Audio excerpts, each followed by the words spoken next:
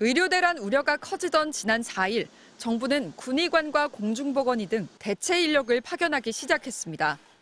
하지만 아주대병원과 이대 목동병원에 투입된 군의관들은 업무를 하지 않은 채 복귀했고, 충북대병원에선 파견 군의관 2명이 다른 부서에 배치해달라고 요구하기도 했습니다. 충분한 사전 협의가 없었던 데다 팀으로 운영되는 응급실 특성에 대한 고려 없이 중증 응급환자 진료와 같은 업무를 맡기려다 파행이 빚어진 겁니다. 정부는 대책으로 군의관 징계 방침을 내놨습니다. 보건복지부는 근무지 명령 위반에 따른 징계 조치를 국방부와 협의하겠다고 밝혔습니다. 또 다른 병원에 보내더라도 비슷한 문제가 생길 수 있어 지속적으로 교육 설득하겠다고도 했습니다. 의료계는 즉각 반발했습니다.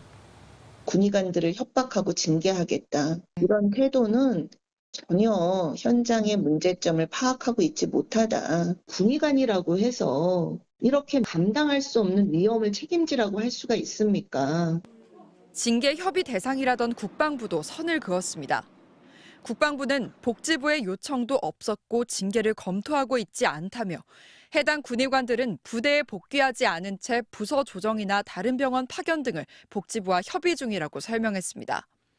논란이 커지자 복지부는 서면 답변 과정에서 혼선이 있었다며 징계 조치는 검토하고 있지 않다고 입장을 번복했습니다. 파견 인력들의 의료사고 지원을 위해 병원이 2천만 원까지 부담하도록 한다는 대책도 실효성이 의심되고 있습니다. 사고가 발생해서 어떤 법적인 절차는 결국엔 다시 개인이 감당을 해야 되는 거잖아요. 그거는 누구도 사실 대행해 줄 수 있는 부분들이 없는 거고 특별하게 되지는 않는 것으로 파악하고 있습니다. 또 지난 6월부터 시행된 조치였던 만큼 파견 인력들의 이탈을 막기에는 역부족이라는 지적도 나옵니다. MBC 뉴스 송서영입니다. 박민수 보건복지부 2차관은 운영이 제한된 응급실에 군의관 15명을 파견한다고 했습니다. 의료기관 5곳에 오늘 배치됩니다. 광원대병원 5명, 세종 충남대병원 2명, 이대 목동병원 3명, 충북대병원 2명, 아주대병원 3명입니다. 보건복지부는 브리핑이 끝난 지 2시간도 안 돼 군의관들의 투입으로 응급실 근무 인원이 아주대 20명, 이대 목동병원엔 11명이 된다고 공지했습니다. 그런데 사실은 달랐습니다. 3명이 배치된다던 아주대병원에는 1명, 5명이 오기로 한 강원대병원은 어제 1명만 배치된 것으로 밝혀졌습니다. 이대 목동병원은 약속대로 3명이 왔지만 업무도 하지 않은 채 돌아갔습니다. 사전 협의 없이 응급실에 군의관들을 파견했고 이들이 하기 힘든 업무를 맡기려다 문제가 생긴 겁니다.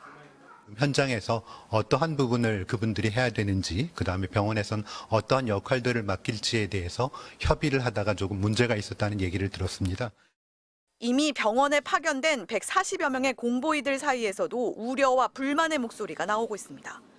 이들 대다수는 전문의가 아닌 의대를 갓 졸업한 일반인인데 실제 중환자를 진료해야 하는 응급실에서는 할 수 있는 일이 없다는 겁니다.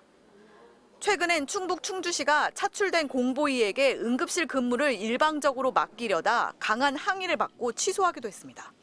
응급실 같은 경우에는 응급의학과 전공이나 내과 전공의처럼 트레이닝을 받으면서 의대 결정을 배우는 사람이어야 되는데 예를 들면 총상이 공석이라고 그냥 아무 교수나 데려와서 총상할래? 이렇게 하는 건 사실 불가능한 거잖아요. 복지부는 업무 범위를 조정하는 데 어려움이 있는 것을 알고 있다며 앞으로 국방부와 최대한 협의해 군의관들의 참여를 설득하겠다고 밝혔습니다. MBC 뉴스 공유서입니다.